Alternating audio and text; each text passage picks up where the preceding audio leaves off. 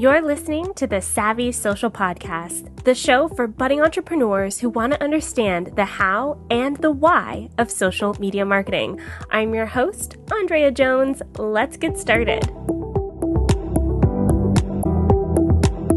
Welcome to episode number 13 of the Savvy Social Podcast. So excited to have you here today because I'm talking with Taylor Morrison all about managing multiple Instagram accounts. So if you're anything like me, you have tons of ideas all the time. You're probably running a business or you have a side project or two that you manage.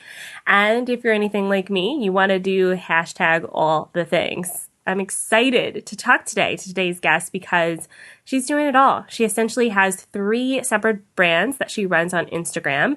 And being that I run 4 Instagram accounts myself, not even including my clients' accounts, I was really interested to talk today with Taylor Morrison about how she does it all. Now, Taylor Morrison is a quasi-creative communicator and change agent who is all too familiar with the stress that comes with trying to do it all. She leads employee engagement at a telematics startup by day and a brand strategy firm by night. She advocates for water and sanitation health in her spare time and writes every moment in between. In this episode, Taylor and I talk about how to juggle multiple Instagram accounts.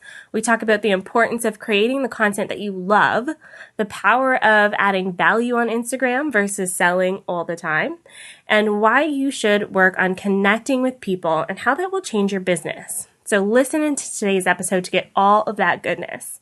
Now, before you listen, just a little update, a little house notes here. I have a free roadmap for you guys. If you have a podcast, this is for you. So head on over to socialmediaforpodcasts.com/free. That's socialmediaforpodcasts.com/free to download your free roadmap. It's basically your guide to promoting your podcast on social media. So grab it. It's free. All right, let's dive into today's episode. Hi, Taylor. Thanks so much for being on the show. Hi, thank you so much for having me. I'm actually really excited to talk to you because you have an interesting kind of strategy to your social media in that you have 3 different brands basically on social media. So can you tell us a little bit about how that decision process came about to kind of separating your online personas, so to speak? What was the decision process like to get to that point? Yeah, I feel like that's so generous in calling it a process. It kind of just happened.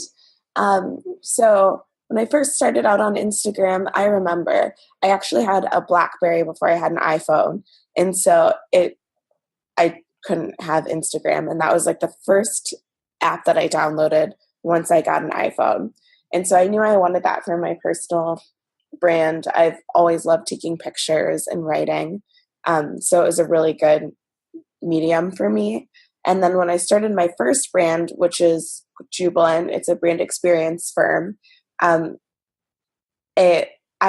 originally had my accounts more tied together. So my Instagram account used to be Taylor is Jubilant, and it was kind of just like showing my perspective of the Jubilant brand. And then I had We Are Jubilant, which was the company's actual Instagram. And I just realized there was so much else that I wanted to do that was outside of my company, although sometimes it's related to it, that I really wanted something that was separate for me. And then when I started my most recent company, I already had walked that path of trying to tie them exactly together, that it made sense to make it separate too. So I do a lot of toggling in between accounts, but it allows me to kind of compartmentalize. You're definitely still going to get pieces of my business if you follow my personal account, but it puts me in a better mind space. Mm-hmm. Yeah. And you mentioned toggling between the accounts, which I think would be the hardest part of having multiple accounts. I know that from personal experience just with my clients, that it can be a lot to juggle and a lot to manage. And you kind of have to be careful with your time there. So how do you divvy up your time to make sure that you're still being present on all of these accounts, but, not completely like having social media take over your whole life? Yeah.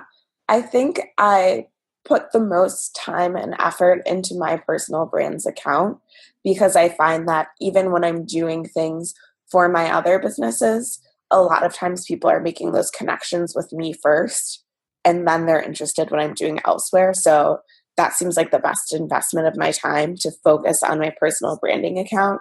And then my other accounts, I try to post 2 to 3 times a week. Sometimes that happens, sometimes that doesn't. Um, but yeah. And then once I almost have a ritual, like after I've posted, then I check in, make sure that I'm commenting, making sure that I'm engaging with whoever is engaging with my posts that day. Um, yes. So in general, I have a goal of not having social media take over my life. So I try to be as strategic as possible about how and when I'm doing things so that I can engage but not feel as tied to my phone all day. Yeah, I think that's so important. And I like that you mentioned that you post 2 or 3 times a week. Sometimes you get to it, sometimes you don't, and it's still okay.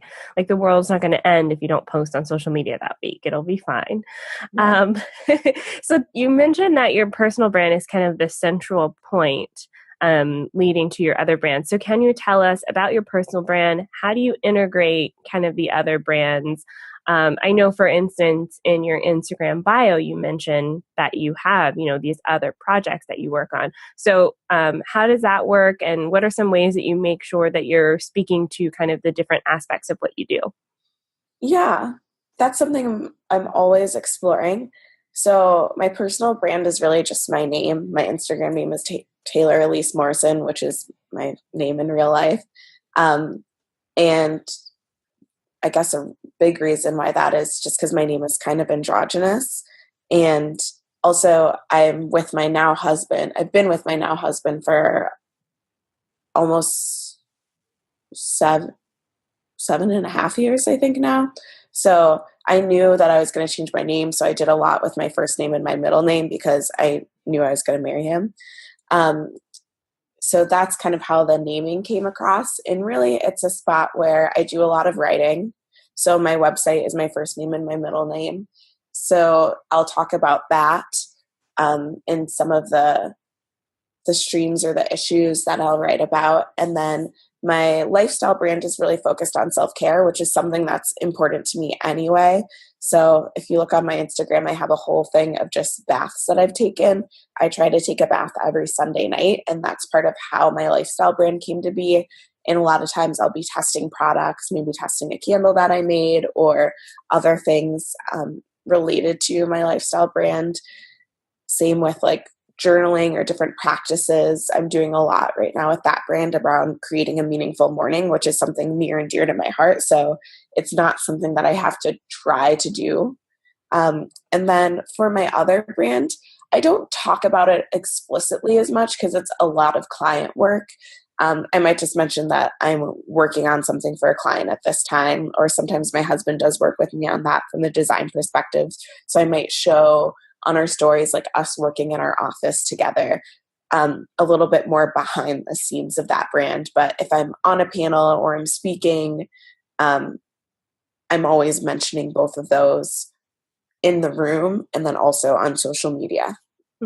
Yeah, I love that. I love that you said that it's something that you do all the time, so it comes naturally to you. You don't really have to think about, oh, I have to take a bath this week so that I can post about it. It happens the other way around. You take a bath every week, so you post about it. And so I think that's really important for a lot of the listeners to understand is like, if it's part of your natural life, you want it to feel organic. You don't want it to feel forced. That, I heard a joke the other day, these Instagram models are like driving around for hours looking for fields of lilac so they can take the perfect picture. And that sounds exhausting. We don't have time for that. So make it organic and fit with your natural life. So tell me a little bit about, I want to talk specifically about the individual brands and what you do there on social media. So let's start with the lifestyle brand. Tell us about that. And then kind of your process to creating content. I know you mentioned a little bit about it, but how do you plan out that content? How do you create that content? What are some of the things and strategies that you use to make sure that that content is getting out there? Yeah, I think I say this a lot. Everything I do, I view it as in process. So my lifestyle brand is called Emancipation, and it's really centered around self-care. So giving women especially the tools to create really meaningful self-care practices. And I have quarterly rituals, which are basically like these capsule collections of self-care goods related to that season. We're also experimenting with doing events, kind of still on that quarterly or seasonal schedule. And yeah, I guess content wise, I've chosen to focus on Instagram because that's where I'm the most comfortable. Um, and I spend a lot of my time there anyway. I also find that a lot of the lifestyle brands I like to follow are pretty active on Instagram. In terms of content, that's something that I'm definitely experimenting with. So if I'm doing something related to emancipation, I make sure that I get some pictures myself.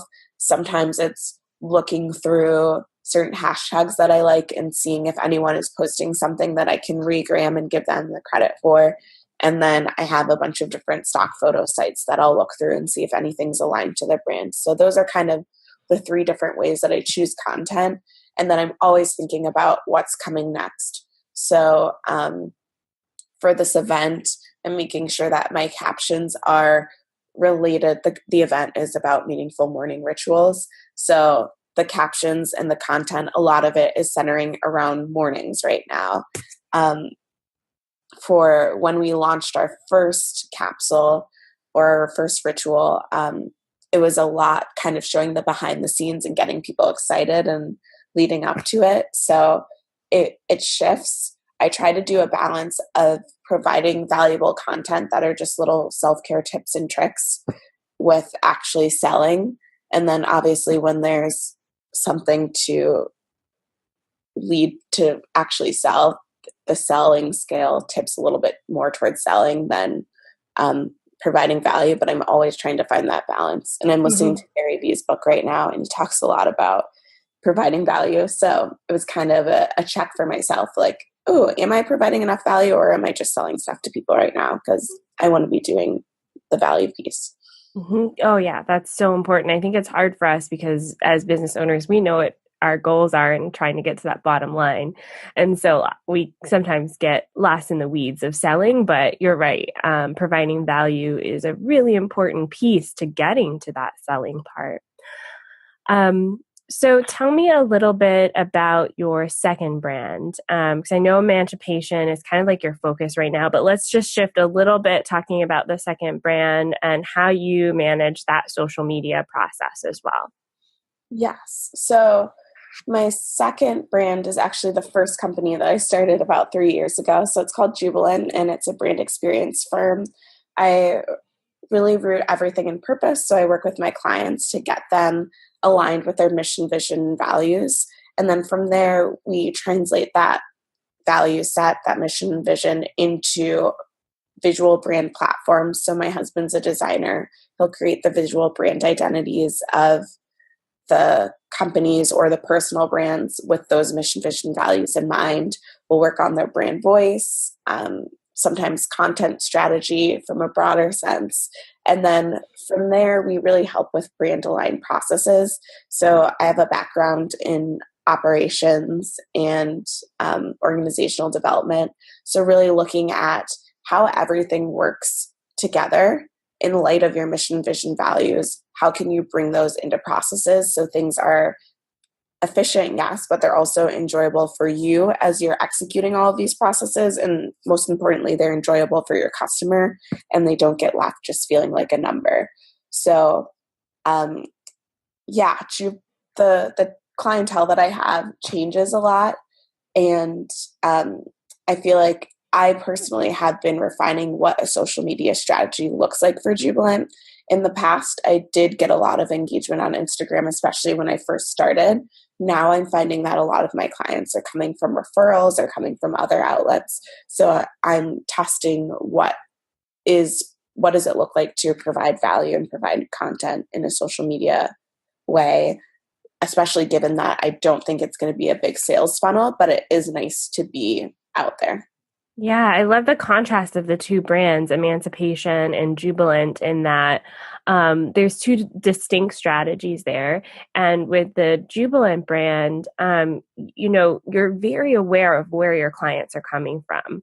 So it's more of like a showcase strategy on Instagram rather than the Emancipation brand, which may actually have more of a sales funnel to it, being that it's more lifestyle and you follow a lot of these other lifestyle companies.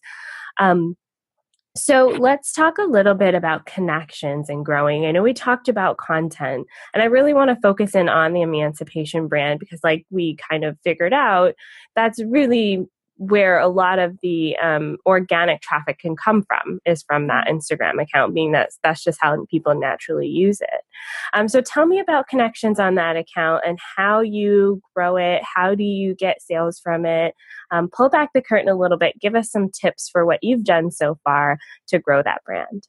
Yeah, a few things. So I think one has been using my personal brand, especially in the beginning, making sure that I'm mentioning it and also mentioning it probably more than I'm comfortable with. I have a tendency to be like, well, I talked about it on an Instagram story once, so now everyone I follow knows about it, which is not the case.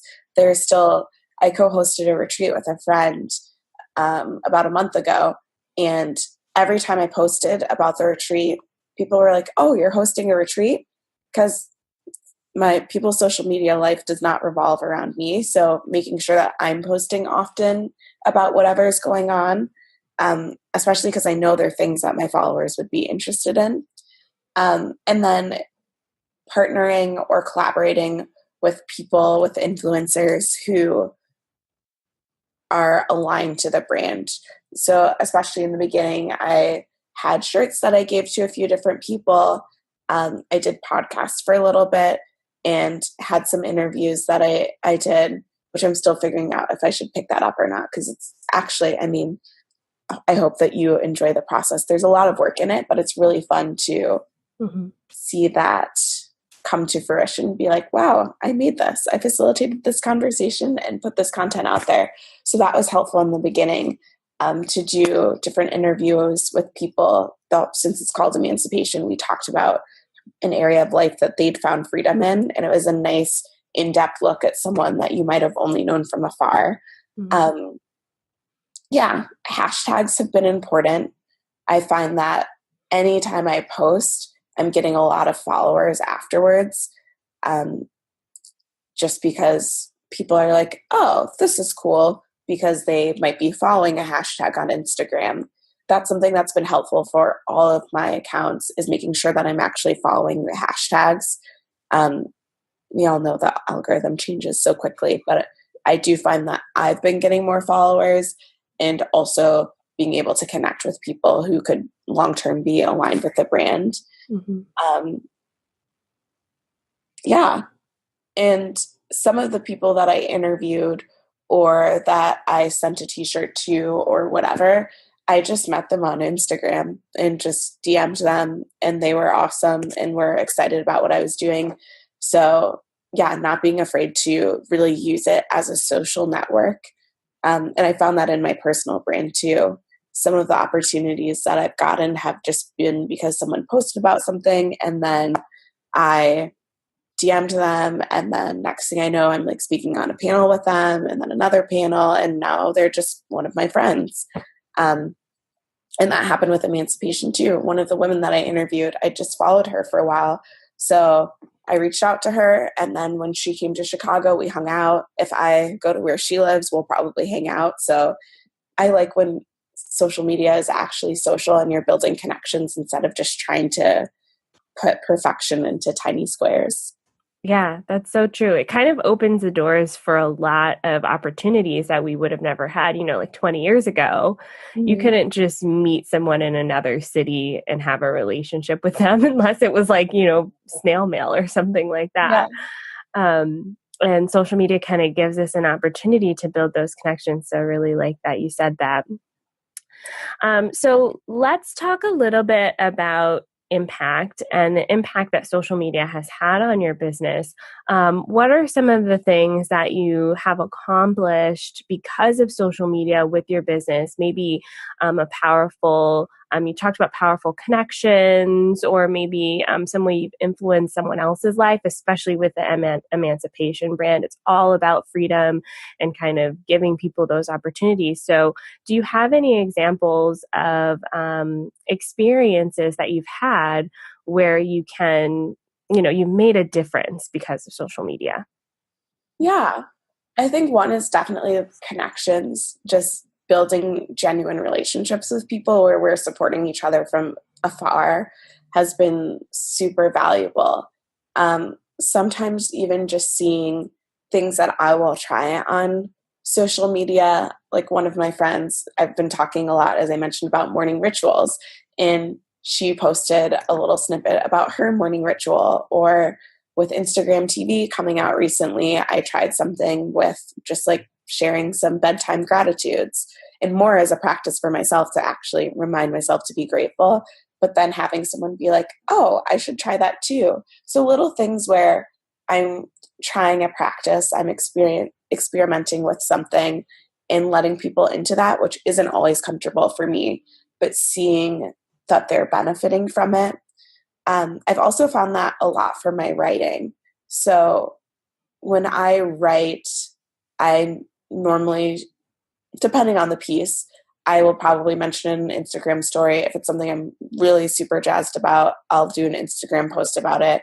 Then I'll put it on my Facebook, my personal brand Facebook page, as well as sometimes my main Facebook page, my personal one. And there are pieces that have like not gone viral in the sense that they're like on the Huffington Post, but gone viral in the sense that people will message me afterwards and say, like, this facilitated a conversation with a loved one that I really need to have. I sent this to my cousin to read. Just really good conversation, but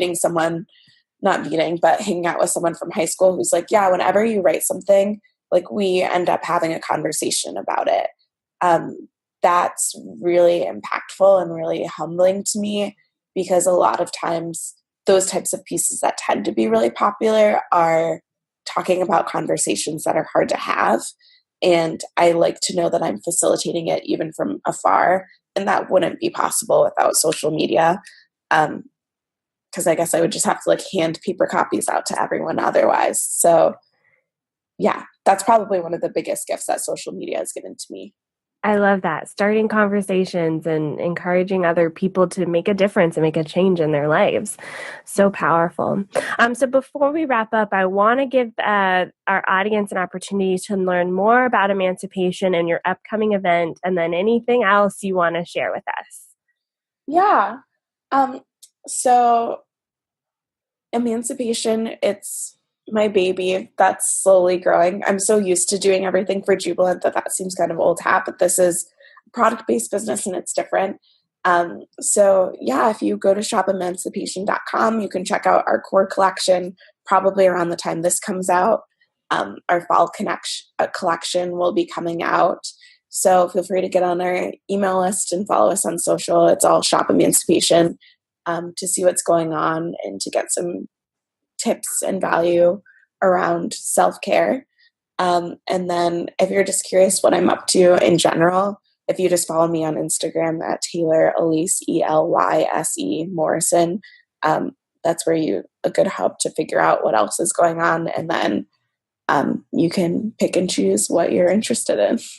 I like that. So the links to everything we talked about will be in the show notes, both for shopemancipation.com and Taylor Elyse's brand, or taylorelyse.com will be there as well. Thanks so much for joining me, Taylor. This has been awesome. Thank you. Thanks for listening to today's episode with Taylor Morrison. It was great chatting with her.